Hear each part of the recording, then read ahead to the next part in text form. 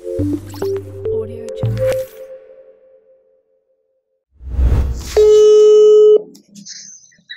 Halo, hai Halo. Anggun. Hai Apa Mbak, Alhamdulillah. Mbak gimana? Alhamdulillah, baik juga. Kamu lagi di mana? Aku lagi di rumah nih, pengen belajar. Wih, aku juga lagi di rumah. Pengen belajar apa Mbak? Coba kamu jelasin tentang tata laksana terapi stroke dong, yang simpel-simpel aja gitu. Terima kasih telah klik video ini. Jangan lupa tonton sampai habis. Kemudian, tonton video-video sebelumnya. Dan jangan lupa klik subscribe dan tekan loncengnya agar teman-teman bisa mendapatkan notifikasi dari video-video yang kita upload. Dan jangan lupa pastinya jangan lupa like, share, komen, dan bagikan agar info-info yang bermanfaat bisa tersebar. Dan tentunya agar kita juga semangat untuk membuat konten-konten bermanfaat untuk teman-teman semua. Oke, jangan lupa. Oke, hari ini kita bahas tentang tata laksana terapi penyakit stroke. Nah, stroke sendiri apa sih teman-teman berdasarkan pengertiannya? Stroke merupakan cerebrovascular accident atau kondisi di mana terjadi penurunan aliran darah menuju sistem saraf pusat, khususnya otak, yang diakibatkan karena penghambatan atau pendarahan di pembuluh darah. Nah, untuk stroke sendiri itu dibagi menjadi dua. Ada stroke yang disebabkan karena penyumbatan atau penghambatan di pembuluh darahnya sehingga aliran darahnya menurun, dan ada juga stroke yang disebabkan karena pendarahan. Nah, bagaimana tata laksana di antara dua stroke lainnya ini? Oke, mari kita simak video penjelasan aku. Jadi, berdasarkan penyebabnya itu, stroke itu dibagi menjadi dua. Ada stroke yang disebabkan oleh penyumbatan atau biasa disebut dengan iskemik. Ada stroke yang disebabkan karena pendarahan atau biasa disebut dengan stroke hemorrhagic. Stroke iskemik disebabkan karena penyumbatan atau sumbatan klot yang bersumber dari trombus dan emboli pada arteri cerebral, arteri di otak.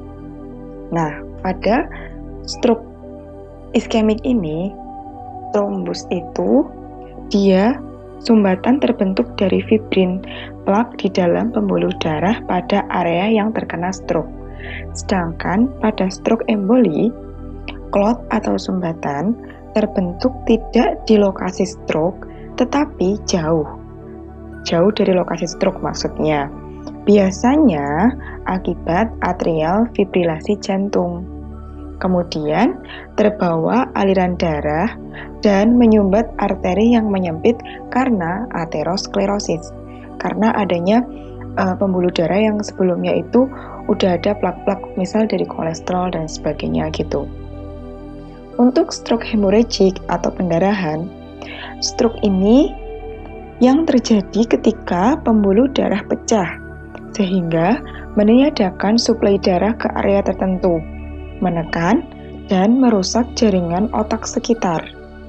Nah, kan kalau pendarahan ini pembuluh darahnya pecah, sehingga darah yang keluar dari pembuluh darah itu akan kontak dengan sel otak dan menyebabkan iritasi. Nah, ini yang akan menyebabkan kerusakan sel otak.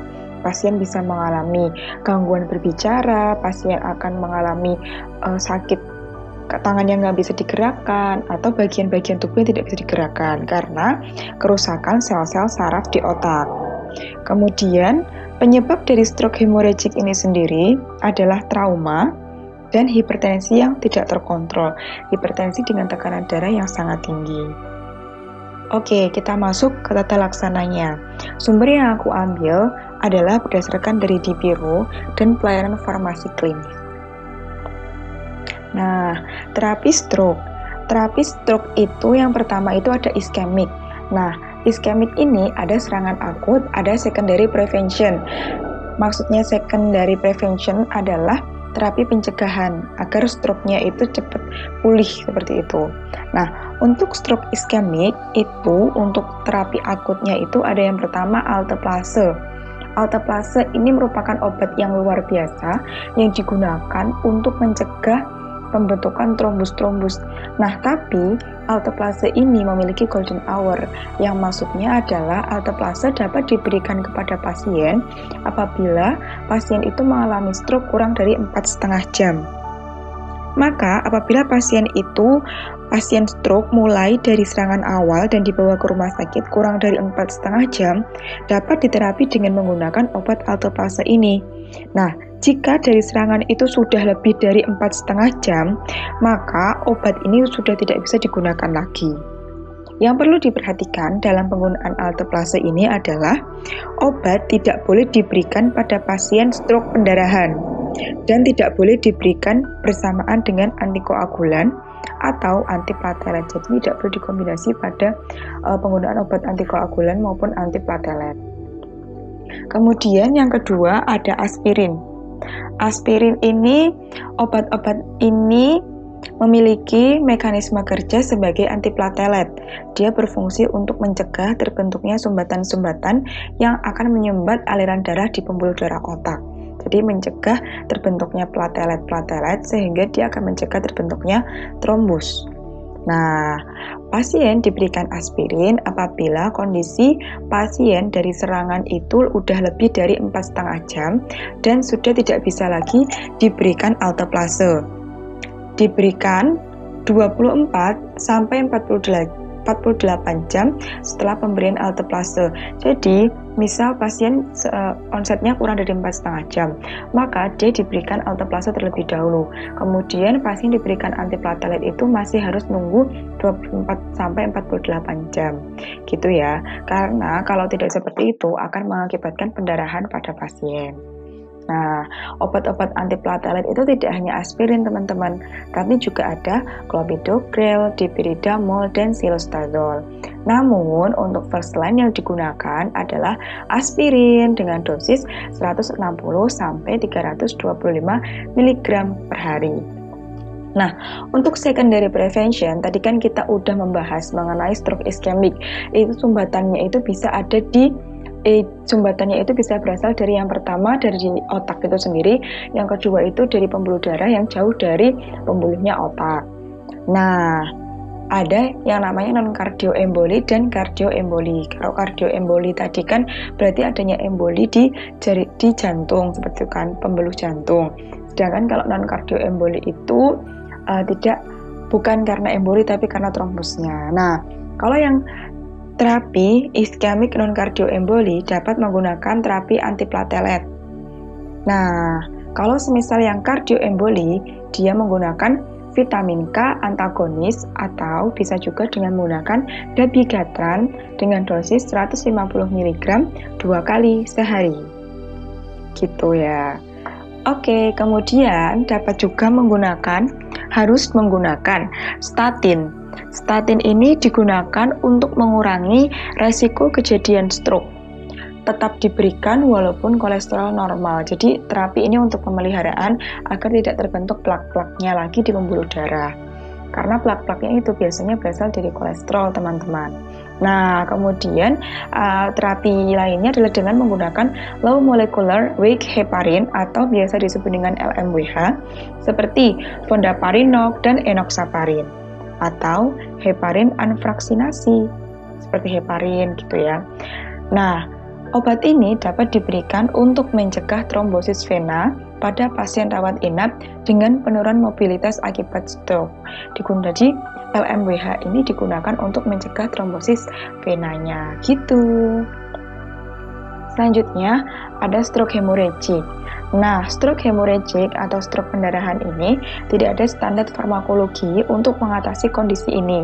Yang terpenting dari manajemen adalah manajemen tekanan darah, menurunkan tekanan intrakranial, biasanya bisa juga menggunakan mannitol. Kemudian ada obat lain untuk mencegah komplikasi. Terapi yang dapat digunakan untuk mengatasi stroke hemorrhagic ini biasanya adalah nimodipin 60 mg setiap 4 jam selama 21 hari. Terapi ini digunakan untuk mengurangi insiden dan tingkat keparahan neurologis pasien. Gitu, jadi dapat disimpulkan ya teman-teman bahwa terapi stroke itu kan ada dua penyebab, ada iskemik dan hemorrhagic.